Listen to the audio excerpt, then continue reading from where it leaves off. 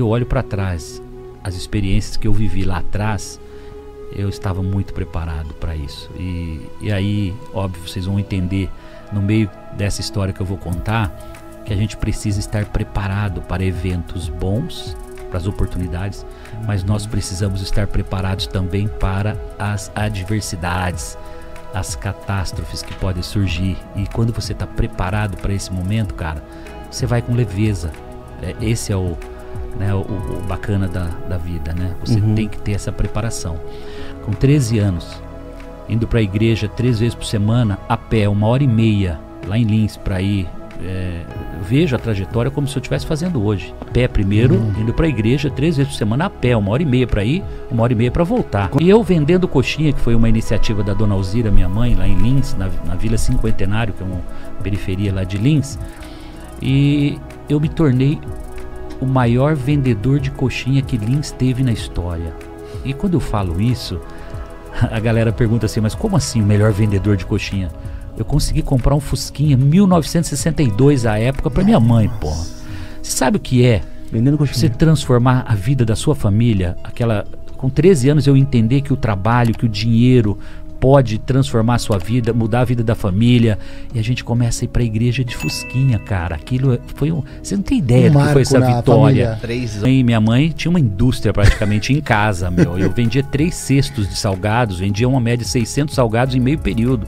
Eu fazia 3 viagens, eu criei uns nichos, tipo assim. Fazia fiado? Cara, cadernetinha, você não tem noção. E aos sábados eu voltava em toda a minha rota. Então eu tinha marcenaria, construções, serralherias, madeireiras, tudo que vocês imaginarem.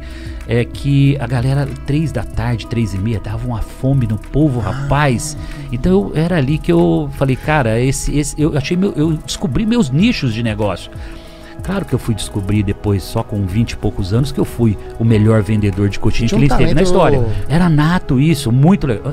Você tinha um pitch específico assim? Mas olha que legal. Com 15 anos, eu consigo meu primeiro emprego. Copiador de Xerox. Tá? 15 anos, carteira registrada, carteira de trabalho, com meio salário mínimo na carteira. Foi meu primeiro, lembro como se fosse hoje, como R$60, acho que foi meu primeiro registro na carteira. Vocês não fazem ideia do que é um copiador de Xerox em 6 meses se tornar gerente da copiadora. Aí vocês vão falar assim, não, você tá abusando, né? Eu desmontava as máquinas, eu fazia limpeza, eu fazia polimento de cilindros, eu fazia limpeza de fusor. Tudo isso está vivo na minha cabeça até hoje. Aprendeu? Cara, o técnico da Xerox que chegava lá, eu ficava fazendo junto com ele, enquanto ele ia fazendo uma máquina, eu ia fazendo a outra e aprendendo, dar polimento, fazendo a limpeza de fusor, desmontar a máquina, limpeza por dentro, eu desmontava toda a frente da máquina e fazia a limpeza, porque a cópia, o que eu fiz?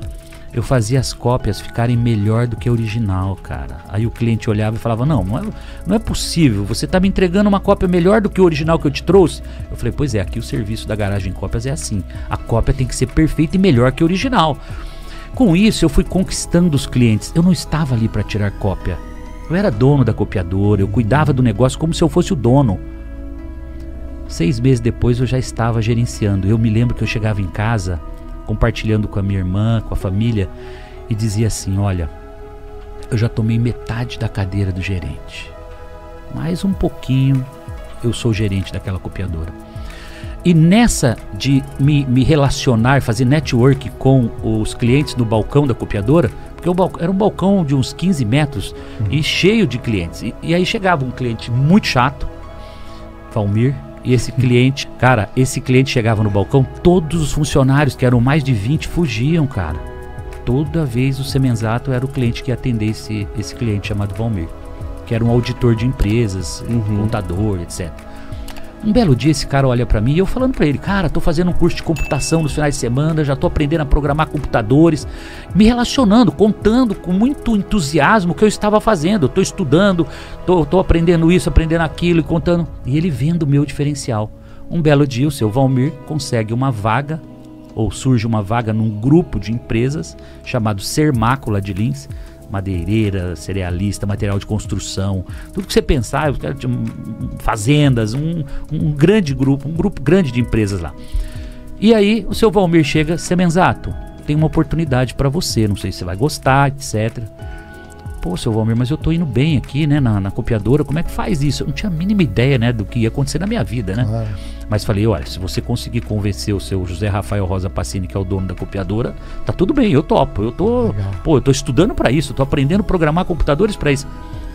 Cara, 8 meses, 1 ano depois, eu já estava na Cobra Computadores, na fábrica em Ribeirão Preto, fazendo curso de programação de computadores na fábrica.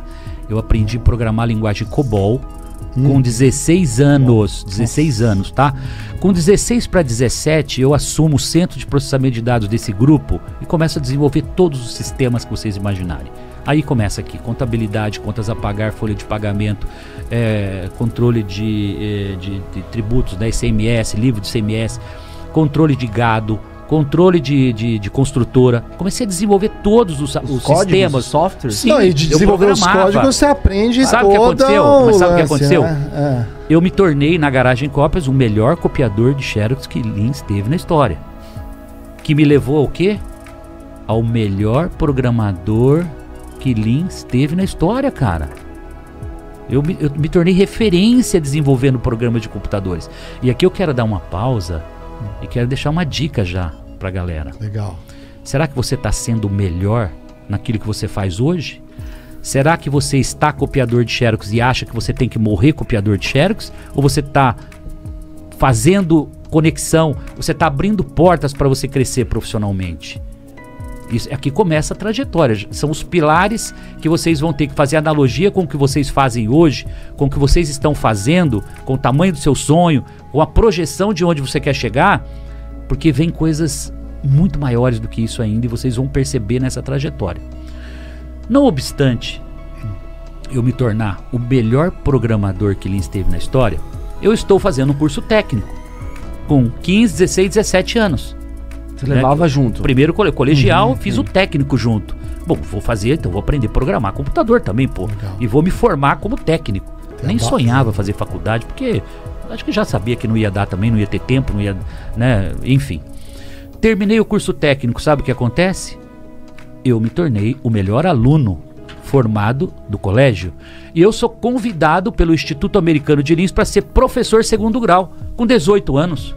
Autorização da Secretaria de Estado da Educação, autorização especial, porque eu não tinha pedagogia, não era bacharelado para dar aula, não fiz pedagogia, não fiz nenhuma especialização para lecionar, então autorização especial, carteira de trabalho, professor 2º grau. Cara, o professor mais jovem da história, acho que, sei lá, do país talvez. E eu chegava na sala dos professores, me conectando com os professores de 20, 30 anos de IAL, de Instituto Americano, como se eu fosse um professor veterano, cara. Me conectando, chegava na sala dos professores lá em cima, como se eu fosse um professor de 20 anos de vida ali, de carreira. Nessa hora não era mais fusquinha já. Não, eu estacionei, cara, com 18 anos uma CBR 450. Pensa bem, o garoto com 18 anos estaciona uma CBR 450 Custom. Cara, muitos poderiam ter perdido o juízo nessa hora. E aí vem outra dica pra galera: foco.